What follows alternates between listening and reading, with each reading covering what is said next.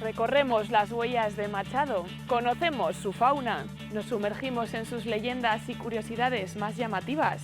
Hoy nos damos un paseo por San Saturio y las márgenes del Duero.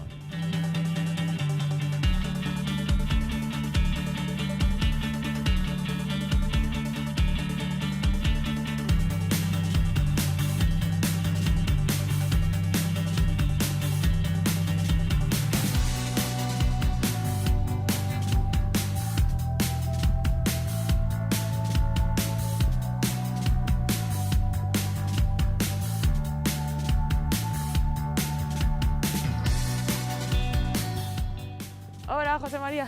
Hola, ¿qué tal? ¿Qué tal? ¿Cómo estás? Bien.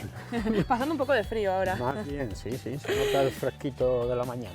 Pues sí, vamos a hacer un recorrido por aquí, por el río Duero, y el río Duero está muy vinculado a Machado, pero ¿cómo empezó este vínculo? Sí, Antonio Machado llega aquí porque es su primer empleo, ¿no? Él ha aprobado las oposiciones de catedrático de francés y llega a Soria, como cualquier funcionario.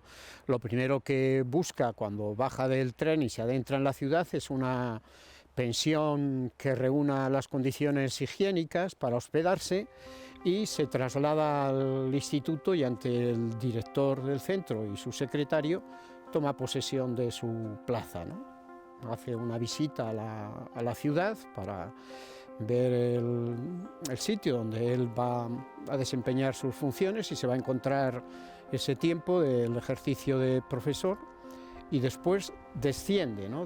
Sale de la ciudad, desciende a las márgenes del Duero, que es algo que le impacta, y la belleza de ese paisaje, ¿no? El impacto del Tajo del Duero lo va a recoger ya en su poemario que está terminando, que es Soledades, Galerías, otros poemas, ¿no?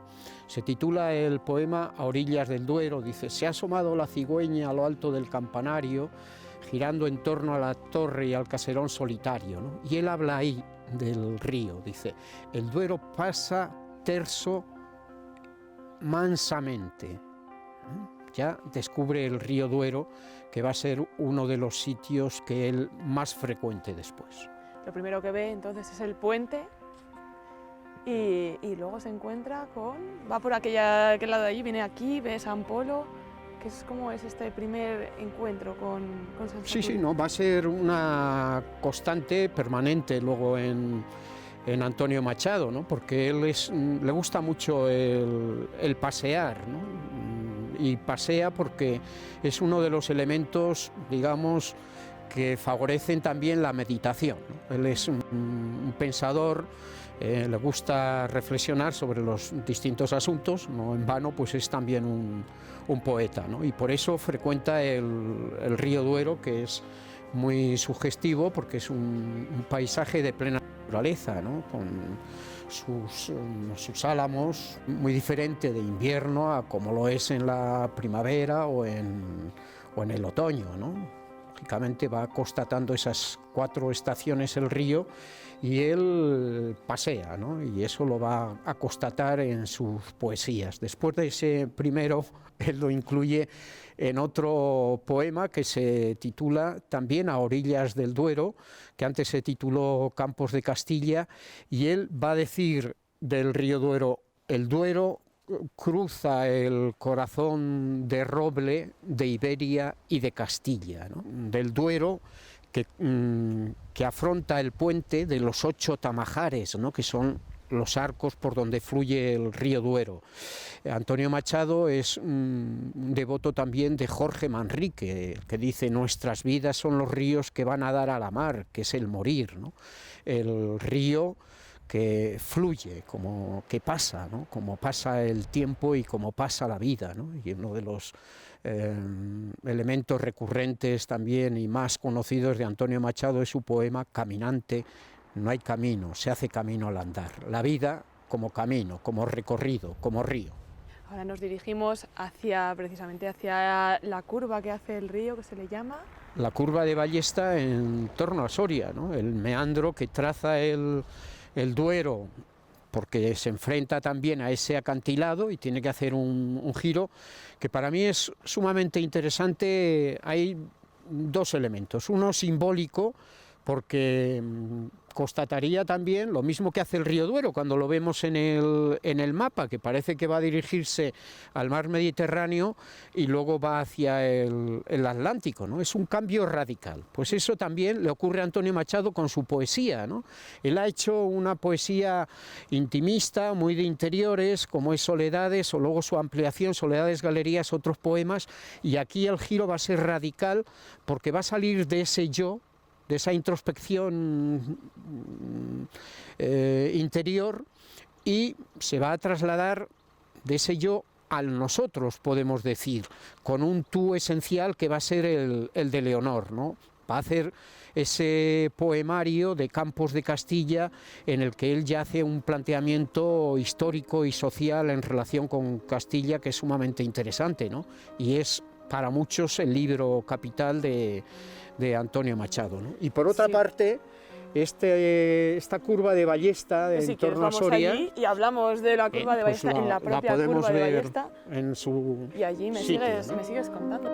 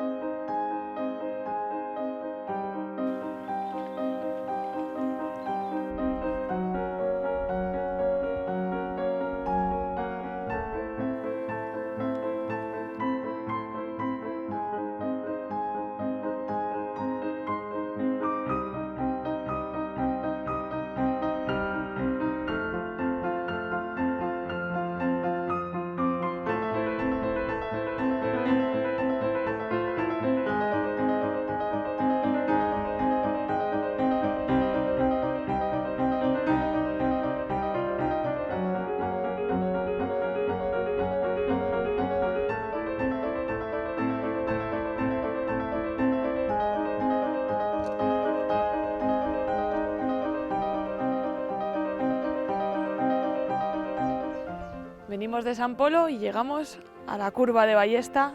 Esta es la que tenemos aquí, justo con esta vista hacia San Saturio, y sigue un poco los pasos de Bécquer, ¿no? Parece. Sí, Antonio Machado era un gran lector, ¿no? Y él ya conocía, lógicamente, la obra de Gustavo Adolfo Bécquer, y entre otras su célebre leyenda del Rayo de Luna, que transcurre una parte de su desarrollo por este entorno, ¿no? Desde el puente del río Duero, entre San Polo también y San Saturio, que era su paseo habitual, su paseo que conocemos ahora como el paseo de la meditación del poeta, ¿no? Él también en alguno de los versos menciona inclusive a Leonor como su acompañante. ¿No ves, Leonor, los álamos del río con sus ramajes yertos? Mira el Moncayo azul y blanco, dame tu mano y paseemos, ¿no? Este es uno de los entornos naturales más bellos de Soria y de los más visitados, junto con la Laguna Negra, que es otro de los parajes machadianos por excelencia, ya que esa visita que hace Antonio Machado en 1910 a las fuentes del Duero le va a servir después para escribir su célebre romance de la tierra de Álvar González. Luego hay un conjunto de connotaciones muy interesantes, ¿no?, en torno a la naturaleza, que luego se traslada a la obra poética de Antonio Machado. Este rincón es tan relevante para Machado que incluso tenemos allí, al ladito de San Saturio, el rincón del poeta, ¿no?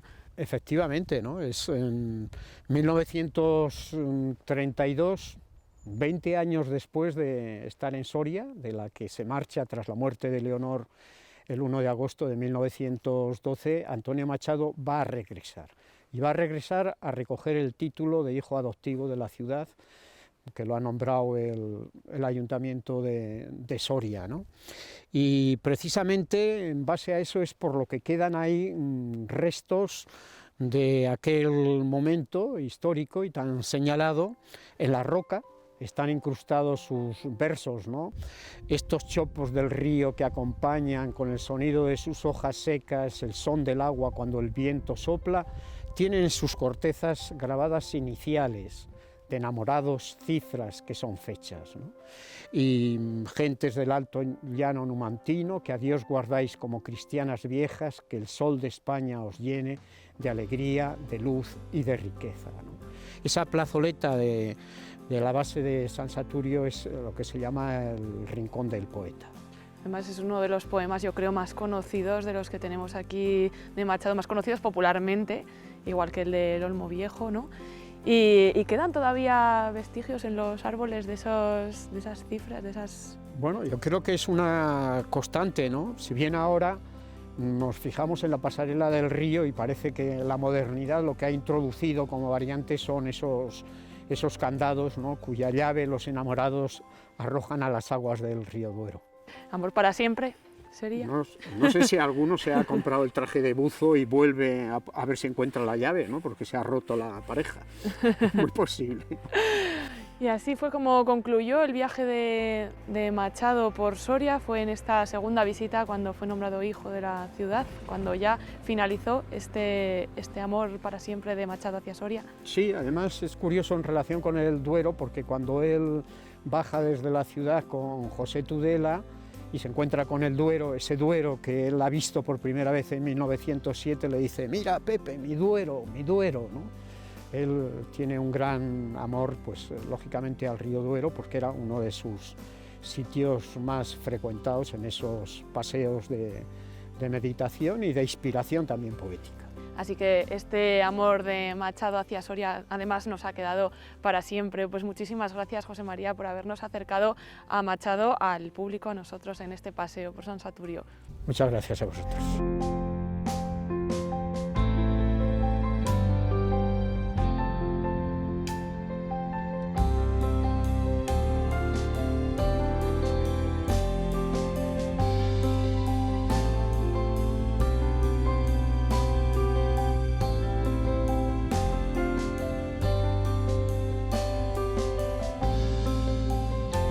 Y ahora hemos quedado con Valentín Guisande, que es un fotógrafo especializado en naturaleza, que nos va a hablar de la maravillosa fauna que tenemos aquí en este entorno del río Duero.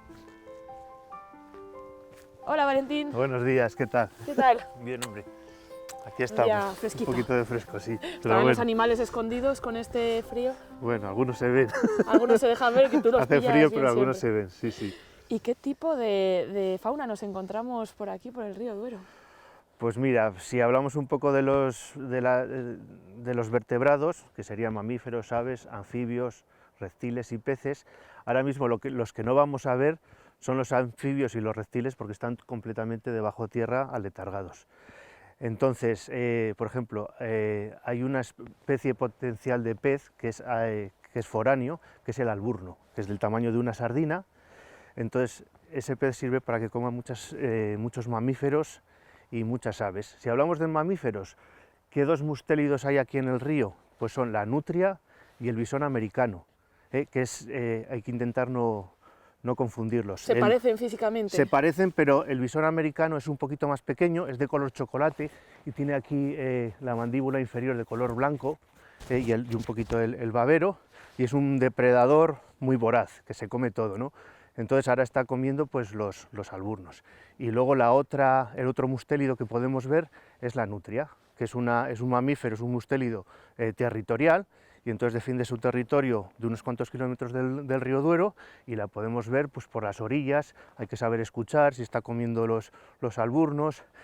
Cuando bucea por debajo del agua va dejando una estela de burbujas, y hay que saber un poco pues escuchar la naturaleza. ¿Cómo aprendiste a poder localizar estos animales que son tan difíciles de ver? Porque yo creo que la gente que pasea normalmente por aquí quizás ni los haya visto nunca. La gente va paseando, pero va a lo mejor con los cascos puestos y tal, pero claro, hay que estar mirando un poco por las orillas, verlos, escuchar, intentar mirar así el movimiento del agua o por el terreno calizo, donde pueden estar toda la fauna. Luego, por ejemplo, en cuanto a aves, al amanecer pues vienen también unas aves acuáticas que bucean, que son los cormoranes, el cormorán grande, que también se dedica a pescar peces. Podemos ver otras aves, como el martín pescador, que va muy raudo volando, tiene el dorso de color azul turquesa, y también come pececillos, alburnos más pequeños, alevines, y hay un montón de fauna que eso. Ahora mismo estamos escuchando el pito real, que es un pájaro carpintero. Acabo de ver, por ejemplo, una lavandera común. También está la lavandera cascadeña, que está por las cascadas. Hay otros pájaros negros que son los mirlos comunes, que son habitual verlos. En fin, hay un montón de pájaros, de mamíferos, de aves que se pueden ver. Y además nos has traído aquí este libro que lo editaste tú, He traído ¿verdad? este Que aquí libro, tiene por un si lo poco queríais, mira, la lavandera común que os había comentado, la lavandera cascadeña, y pues Y aquí no fue sé. donde reflejaste, bueno, ¿es de todo Soria o, Sí. o se centra especialmente Esta en es una esta guía zona? que hice hace varios años para el ayuntamiento, y aquí refleja un poco pues toda la fauna que hay desde Garray hasta los Rábanos, un poco todo el Es un recorrido poco el recorrido lineal del río. de unos 14-15 kilómetros, y es lo que podemos ver tanto en el agua como lo que es las orillas, la ribera y el sotoplaya, como en el monte y todo el terreno calizo. Pues aquí, por ejemplo, podemos ver zorros, jinetas, garduñas, tejones, hasta el búho real. Por ejemplo, ahora mismo el búho real es una de las aves que más temprano ha puesto los huevos, y ahora tiene los huevos muy camufladitos entre las paredes del terreno calizo, y dentro de un mes o así, de unos días, pues pondrá los pollitos que se camuflan también en la roca. Hay murciélagos, pero bueno, estos están aletargados en las cuevas y en las zonas kársticas. Y luego pues también un poco toda la fauna que se mete un poquito en la ciudad, todos los animales que confían un poco más en el hombre y que están en el castillo y en el entorno urbano, como pueden ser pues comadrejas, cigüeñas, grajillas, urracas. Y para concluir, ¿qué consejo ofrecerías a la población para que esta fauna se siga conservando? ¿Cómo deberíamos actuar las personas a pie para poder convivir en paz? Pues ahora últimamente estamos siempre con el tema de la depuradora y tal, pues lo lógico es mantener siempre los ríos limpios, pues no tirar basuras por las orillas. Pues ya sabemos todos que cuando son las fiestas de San Juan, pues todos ensuciamos, pero luego al día siguiente ya están los empleados del ayuntamiento limpiando todo, y mantener pues toda esta riqueza en perfecto estado. Pues muchísimas gracias por habernos trasladado esta maravillosa fauna que tenemos aquí en el río Duero, que seguimos ahí tu pista de lo bien que la sabes captar. Gracias. Muchas gracias y Vale. gracias por la colaboración. Vale. Gracias a vemos. vosotras. Hasta luego.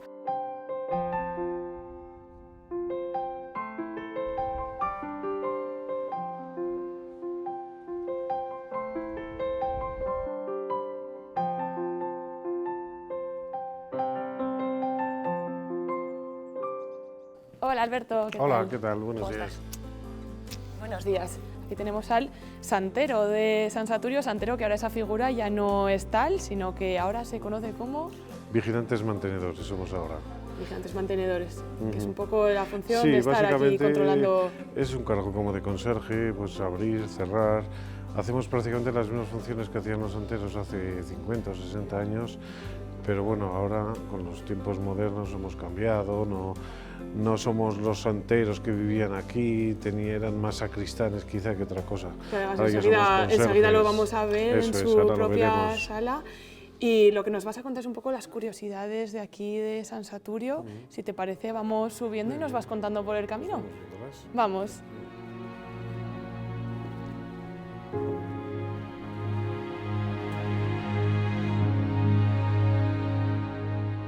Y lo primero que nos encontramos aquí es la sala de los Eros. La sala del Cabildo de los Eros.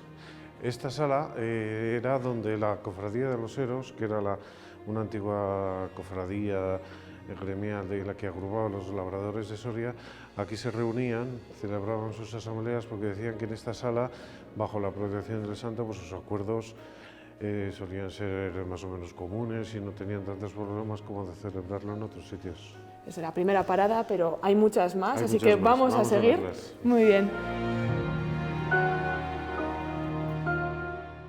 Bueno, pues una de las primeras leyendas así en el recorrido es esta leyenda. Aquí donde aparentemente no hay nada, que solamente vemos un agujero en la roca, según una leyenda tradicional que ha pasado de padres a hijos, nos decía que por aquí salía un aceite mineral de roca, una especie de petróleo, y que el santero que había entonces pues lo utilizaba para iluminar la lámpara del Santísimo arriba en la capilla. Así que era la propia ermita la que se nutría a sí Eso es, misma de energía. Se nutría. Lo que pasa que dice la leyenda que la afluencia de aceite era tan potente, tan vasta, que el santero la recogía para venderla después. Y en el momento en el que empezó a comerciar con ella, pues la fuente se agotó. Cuando ya no era para un uso benéfico, Eso es, ya se acabó eso el... es. Este es otro de los milagros más o menos comunes que se atribuyen a San Saturio, aunque quizá tenga una explicación más o menos científica, y es que en esta parte de la montaña de vez en cuando sí que han comentado que surgen alguna pequeña surgencia de algún aceite mineral de roca, entonces bueno, no sería descartable que alguna de esas pues al final llegara a salir por aquí, pero bueno. Es una de las muchas leyendas que tiene San Saturio. Hay muchas leyendas que son milagros o milagros que se convierten en leyenda o que se han transformado al cabo de los siglos, pero en toda la cueva está llena de pequeñas curiosidades como de este estilo. Pues vamos a descubrir más. ¿Vamos a seguir viendo más? Vamos para allá.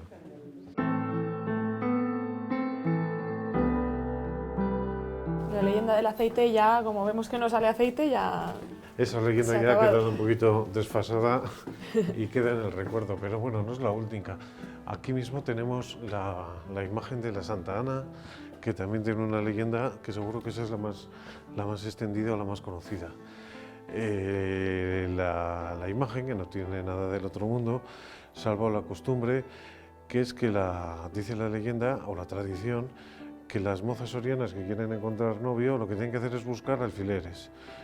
Entonces, las alfileres que no aparecen mágicamente, sino que son alfileres que se reponen, porque la que la encuentra, si quiere que su deseo se cumpla, la tiene que reponer, o las que ponen las novias cuando se casan en la capilla, son mágicas en el sentido de que dice la tradición que si encuentras un alfiler, encuentras un novio. O sea, que hay que meter la mano. Hay que meter la mano, por eso está la pobre, que la tenemos así con la ropa que está... Esta sería de las leyendas más divertidas, más anecdóticas. Sí, sí, que es una leyenda que se sigue manteniendo porque si ahora la ponemos bien, dentro de 10 minutos cuando vengamos seguro que ya nos la encontramos otra vez. Está la gente con todas las pasarse. ropas revueltas. Por lo menos eso, cumplir con la tradición.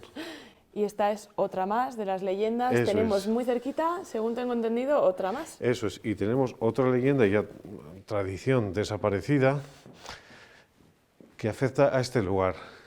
Este es el germen de la capilla, de la ermita en sí. La capilla de San Miguel es una capilla rupestre en la que Saturio instaló su capilla privada y su residencia, por así decirlo. La parte de arriba del edificio no existía. Entonces, cuando Saturio muere, su discípulo San Prudencio lo enterró allí, en ese nicho de piedra. Así que esa es la tumba de... Ese es el sepulcro de San Saturio, lo que pasa es que ahora está vacío porque sus restos están repartidos aquí en el altar, en la capilla. Hay parte de los restos, salvo la calavera que está en la concatedral de San Pedro.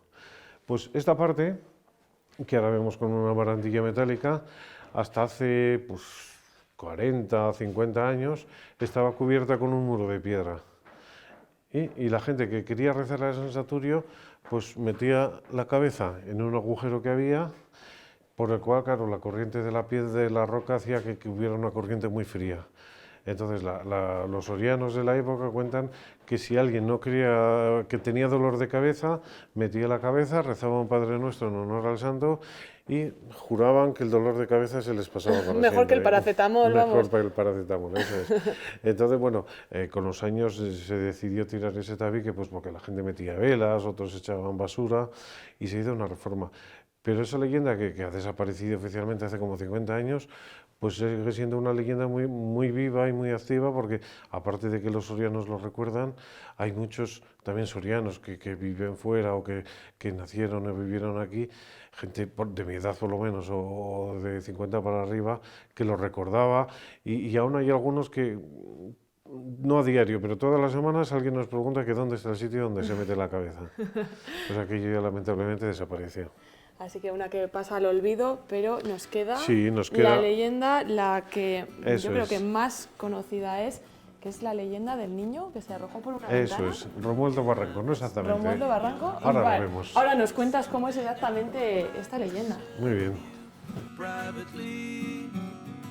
Y esta es la famosa ventana que nombrábamos. Eso es. Esta vidriera que se colocó pues hacia 1966 nos recuerda Esto no es una leyenda, esto, aunque lo tomamos como una leyenda, está muy documentado como que es un hecho real que aconteció, que está bien documentado. En su época hubo testigos que lo reflejaron y sobre todo también tenemos constancia en el libro de bautismo del niño afectado. Romualdo Barranco, natural de Carbonera, niño de 6 años y medio, habiendo caído desde esta ventana hasta cerca de la orilla del río, fue hallado puesto de rodillas sin haber recibido lesión alguna por intercesión del santo, año 1772. En aquella época, aquí no, bueno, era una ventana, ahora lo vemos tapiada con la vidriera y detrás hay una reja. Antes estaría abierta. Antiguamente, por lo visto, no había reja, entonces, bueno, pues en un día de afluencia de algún visitante o devoto, pues vino con su familia pues, a visitar la ermita de San Saturio. Entonces el niño, 6 años y medio, como todos los niños de la época, se asomó y se cayó. La altura que hay aquí hasta el río es profunda, pero bueno, hay un saliente como 30 metros, que ya es altura considerable, y después hay otra altura hasta el nivel del camino. Y ya lo decíamos al principio, que la labor de santero es muy diferente la actual a la que fue en su época, y estamos en la casa del santero, ¿no? Eso es. Cuando se hizo la última reforma, pues quisimos habilitar esta sala pues un poco en homenaje a esa figura olvidada, un tanto denostada, incluso mitificada por el santero de Gallo, que es el santero de San Saturio, que era, bueno, pues era un cargo, no te voy a decir que importante, pero bueno, era dentro de la sociedad soriana de la antigua, pues hasta mediados del siglo XX, pues era un personaje por lo menos querido o reconocido, el santero. Y aquí pues hemos tratado de habilitar un poquito pues quién era, cómo vivía, cómo vestía. Con fotografías antiguas hemos tratado de recuperar los santeros que ha habido, que siempre eran muy característicos. No eran frailes, el último que hubo había sido fraile, pero generalmente no eran frailes, pero dentro de las condiciones de su contrato se les obligaba pues eso, a la vestidura talar, como si fueran ermitaños. ¿Y vivían aquí solos? Y vivían aquí solos. ¿En compañía? Ha habido excepciones, por ejemplo, este que vemos aquí, este era el hermano del santero oficial, este que aparece con Galla Nuño, y le vemos con la hucha petitoria, que es esa hucha que tenemos ahí, porque el santero no tenía salario, los santeros vivían de las limosnas que recogían ellos, porque había muchos matices. Las limosnas que se quedaban en la ermita eran para la ermita, y un día a la semana estaba autorizado el santero, la ermita no se cerraba, la dejaba abierta, iba a la ciudad, recorría todas las casas y la gente pues le daba pues, monedas, le daba dinero, le daba especies. Por eso los sorianos, ya que somos más viejos, aún nos acordamos pues, de ver al último santero que hubo tradicional, que fue Pablo Raposo, aquel famoso catalán que dio tanto que hablar. Pues ese, por ejemplo, yo recuerdo de verlo con un saco, con una especie de alforjas y la hucha. Por quien quería le daba unas monedas y quien no, pues le daba una barra de pan, un trozo de carne. Y aquí es donde concluyen las visitas en realidad, ¿no? Porque tenemos este libro que sí que es una tradición en la que los viajeros dejan su huella. Eso es, el libro es un libro de visitas habitual.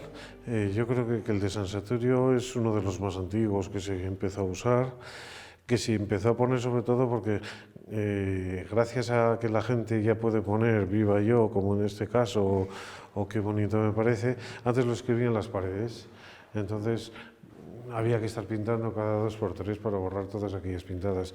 Y decidieron poner en el libro, estamos hablando del año 70 o así, para que la gente no tuviera que dejar sus impresiones escritas en la pared.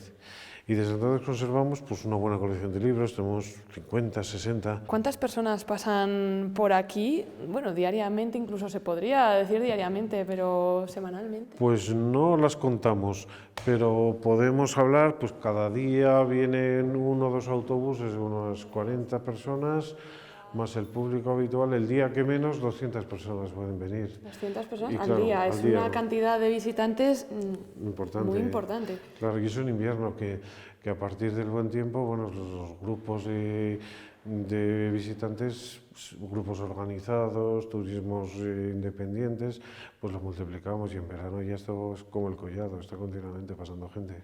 Y además algo de lo que también gusta mucho ver aquí, que es imprescindible, es la capilla. Eso es, la capilla es como la joya barroca de la ermita en sí. Que Si podemos quieres, concluir vamos a verla. allí. Exacto, concluimos allí nuestra visita, en la que Muy también bien. conocemos un poco la vida de San Saturio. Eso es.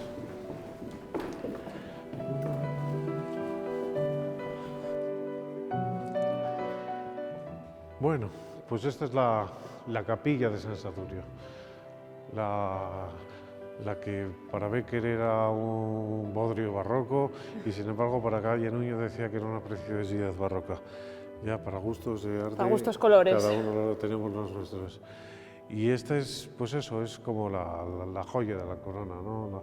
A los visitantes les sorprende mucho que después de un recorrido por una roca, se esperan llegar a una capilla más o menos tradicional de una nave con planta de cruz latina. Claro, vienen aquí después de las paredes de roca y ven pues una pintura pues en la que no hay ni un centímetro en el que no se haya pintado, pues les impresiona mucho. Y además aquí queda reflejada también la vida de San Saturio. Eso es, el pintor Zapata, que era un pintor soriano, cuando le hicieron el encargo de pintar esta capilla, pues lo que quiso fue hacer una pequeña geografía de la vida de San Saturio. Aquí aparece Saturio, que según la tradición era un noble rico, que aparece como tal vestido entre los pordioseros, repartiendo sus riquezas, y posteriormente pues diferentes escenas. Se retira a la cueva. Claro, él no dedicó lo que nosotros conocemos ahora como ermita de San Saturio, él se la dedicó a San Miguel Arcángel porque era el santo de su devoción. Hay diferentes escenas, pues como esta, que es una alegoría en la que aparece San Saturio triunfando sobre el pecado, o otra de las características que le atribuimos a San Saturio es que fue como el primer cristiano, como en Soria. Entonces, este fresco nos representa predicando el Evangelio entre la gente de Soria. Su fama de santidad hizo pues, que se extendió por todo el norte de la península y llegó hasta un pueblecito de Álava, que está ya metido en Vitoria, que se llamaba Armentia, y allí hubo un chico que se llamaba Prudencio, que oyó hablar de las virtudes de este Saturio y quiso venir desde allí hasta aquí pues, para aprender. Entonces es lo que nos representa la siguiente escena. San Prudencio, entonces todavía Prudencio, un niño aprendiendo de su discípulo Saturio. Estuvieron juntos unos años, Prudencio fue creciendo, madurando, Saturio envejeciendo, y él lo que nos representa es la siguiente escena. ¿Y vivían aquí los dos? Vivían los dos en la cueva que hemos visto abajo, lo que era la cueva, porque toda esta parte no existía. Entonces, Saturio muere el 2 de octubre del año 568 y es su propio discípulo Prudencio el que cava la sepultura en el hueco que hemos visto antes y ahí le enterró. Pasan los años, Prudencio se marchó de aquí para seguir predicando el Evangelio porque era la función que se había encomendado y la que le había encomendado su maestro, y consiguió llegar a ser obispo de Tarazona, en una época, en el siglo VII, en la que Soria no dependía de la diócesis de Osma como ahora, sino que dependía de la diócesis de Tarazona. Entonces el obispo de Tarazona, Prudencio, regresó a Soria, a la cueva donde él aprendió lo que fue su seminario, podríamos decir, y ya revestido de obispo fue el encargado de canonizar a San Saturio, que según la costumbre que había entonces se hacía por aclamación. Era un sistema en el que los fieles desenterraban los huesos del santo, que es lo que nos aparece ahí, y si todos por mayoría decidían que era santo, automáticamente esa persona se convertía en santo. Y así fue. Y así fue como Saturio se convirtió en San Saturio.